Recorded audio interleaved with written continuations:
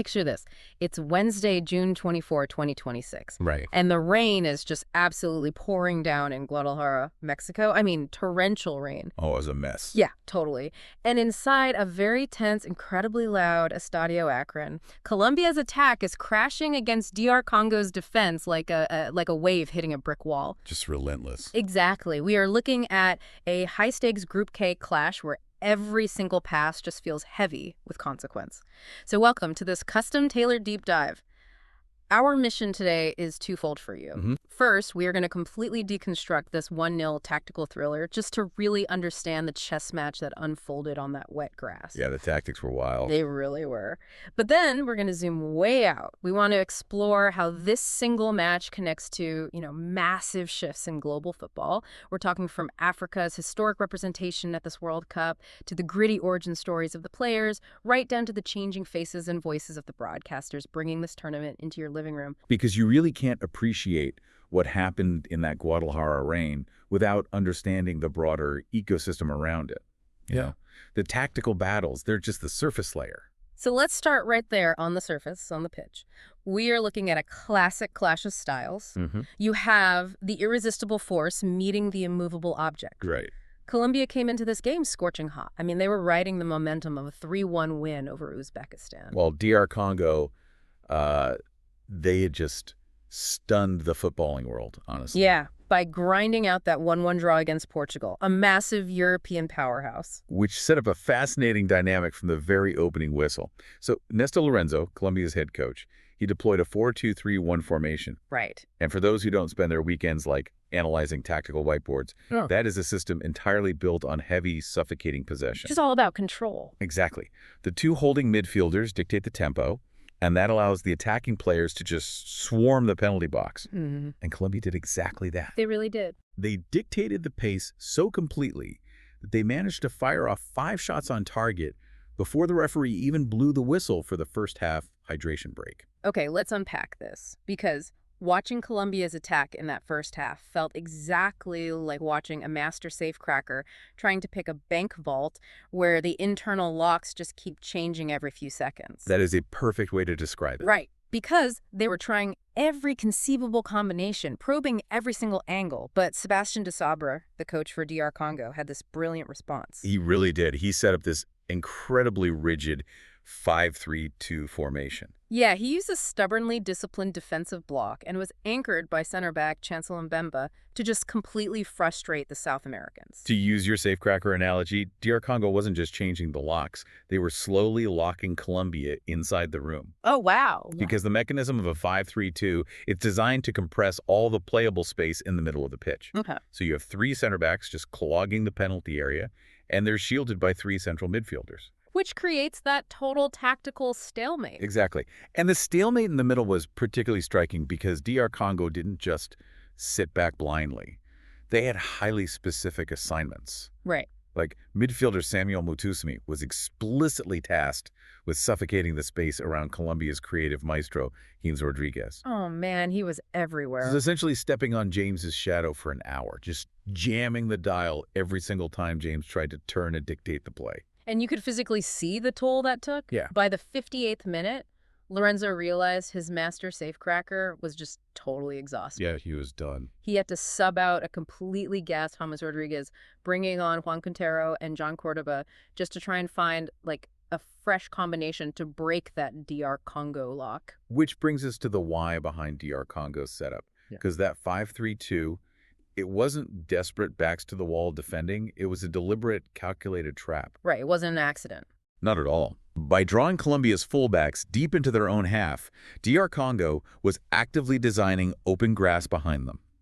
They were waiting to spring lightning-fast counterattacks using the explosive pace of forwards Yohani Wissa and Cedric Bakambu. And that tension, it was almost unbearable to watch because that intense tactical setup didn't just create a tight, low-scoring game. No. It forged wildly contrasting individual fortunes on the pitch.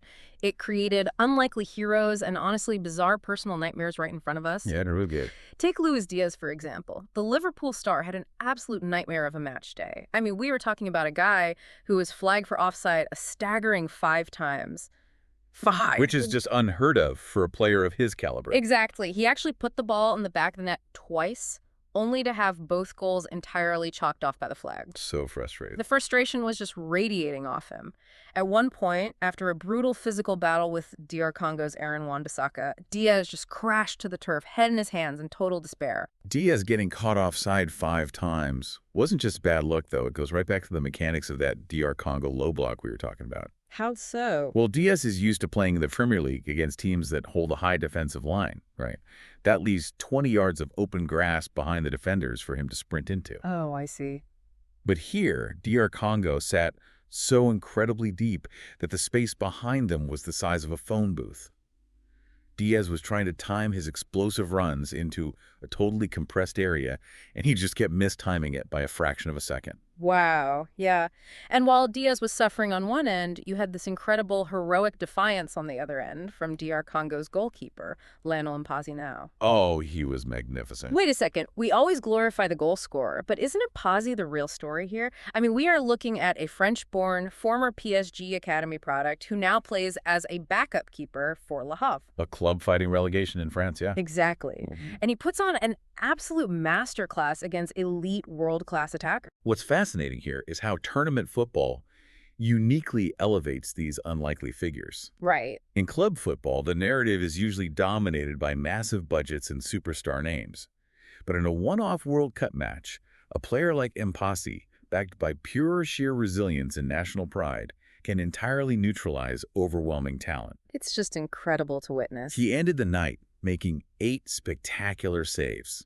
And get this, 5 of those came in the first 20 minutes alone. That is insane. To put the sheer volume of that performance into perspective, no goalkeeper has made 5 saves in the opening 20 minutes of a World Cup match since Jamaica's Warren Barrett did it against Argentina way back in 1998. Wow. So it really took something genuinely superhuman to finally break that deadlock, and it didn't even come from the forwards. No, it didn't. It came in the 76th minute from Colombia's right back, Daniel Munoz. The broadcast was joking that the guy must have 3 lungs. Oh, he was running all day. I mean, Roberto Carlos would be so proud of those overlapping runs. Munoz has shockingly become Colombia's most dangerous attacker in this tournament. He's joining the likes of Erling Haaland as a top tournament scorer with his 2nd goal in 2 games. But Munoz's goal was the direct result of Colombia finally figuring out the mechanics of how to break the 5-3-2. Right. You beat that formation through tactical persistence and numerical overloads on the wings. Munoz consistently pushed so high up the pitch that he was effectively acting as an extra winger. Ah, I see. So he just overwhelmed them. Exactly. Eventually, that constant overload on the right flank stretched DR Congo's defensive shape until it finally snapped. But even in defeat, Mpassi's heroic stand and DR Congo's defiant return to the World Cup after 52 long years, I mean, those aren't just isolated feel-good incidents. No, definitely not. They represent a massive historic shift for African football on the global stage. It is incredible to see. The context of the expanded 48-team format for 2026 is crucial here. Because of it, Africa has a record 10 nations competing at this World Cup. Which is huge. It is. We are talking about heavyweights like Morocco, Senegal, and Ghana, playing alongside debutantes like Cape Verde and returning nations like DR Congo. Here's where it gets really interesting because you can see that structural shift reflected directly in the stadium. Did you see the DR Congo superfan in the crowd at the Estadio Akron? Oh, you mean Lumumba Veya? Yes. His real name is Michel Kuka Mboladinga, but he goes by Lumumba Veya. He is famous for standing perfectly still on a stool for the entire match. Just completely statuesque. Yeah, and he dresses in these brilliantly colored suits. The man actually arrived at the Guadalajara Stadium with a bodyguard clad entirely in leopard skin. That is amazing. And he received massive cheers from a crowd that was predominantly Colombian. It feels like Africa's presence at the World Cup has gone from being the opening act, happy to just be on the bill, to headlining the main stage. If we connect this to the bigger picture, this 10-team representation isn't just about FIFA changing the rules to let more teams in. The CAF president, Dr. Patrice Motsepe, actually pointed this out. What did he say? He said this record representation is a recognition of substantial growth. African teams are no longer just participants, they're genuine contenders. And that comes from decades of hard work. Right.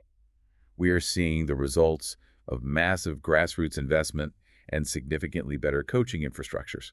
African teams have always been athletically gifted, but now we are seeing immense tactical maturation. Yeah, the discipline is definitely there. The fact that DR Congo could execute a highly complex, disciplined low block against both Portugal and Colombia proves that point entirely.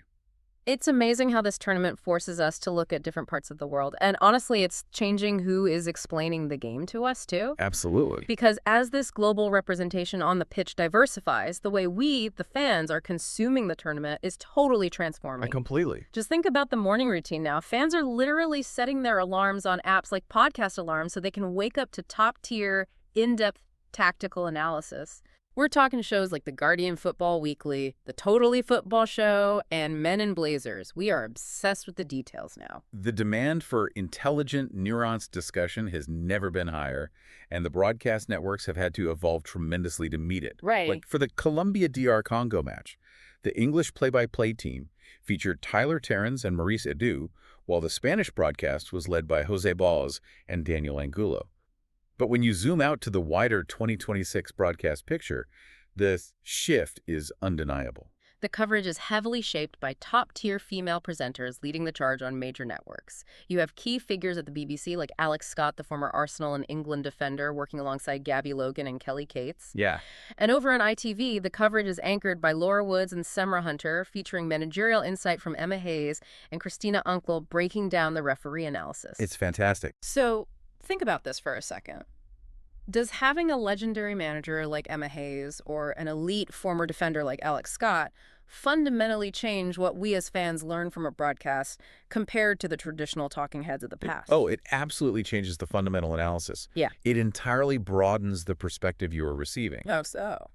Well, when Emma Hayes looks at a match, she isn't just following the ball. She sees the structural shifts. She can explain the underlying mechanics of why a manager just changed their midfield shape. Right, the deeper tactical reasons. Exactly. And when Alex Scott analyzes a defensive line, she isn't just reciting stats. She's drawing on thousands of hours of elite playing experience to explain the physical and mental toll of tracking a runner. That makes total sense. What's crucial here is that having these women in the booth is no longer viewed as a novelty. It is the standard. You're sitting at the absolute center of the biggest summer events, enriching the tactical breakdown with elite, diverse footballing intellects. It makes the game so much richer for you, the listener.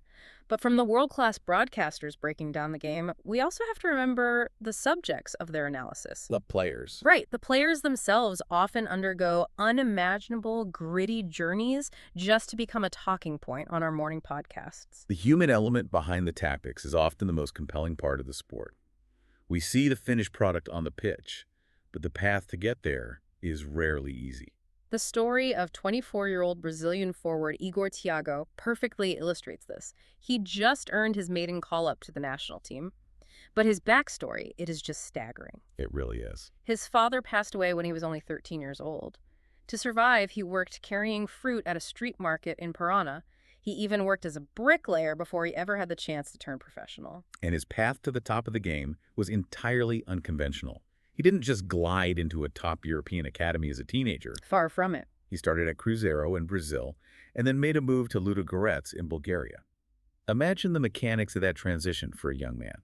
Oh man, the culture shock alone. Right, the brutal cultural shock, the freezing weather, the language barrier, adapting to a highly physical European style of play.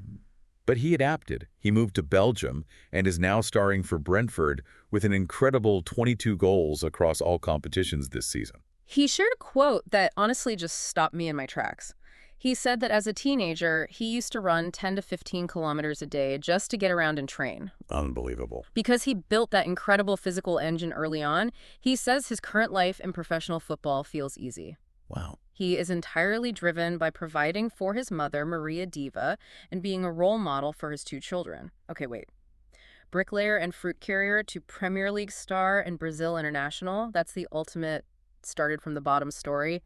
It makes you wonder how much raw generational talent is out there carrying fruit right now, just waiting for an opportunity. This raises an important question about the nature of elite athletes and the environments that build them.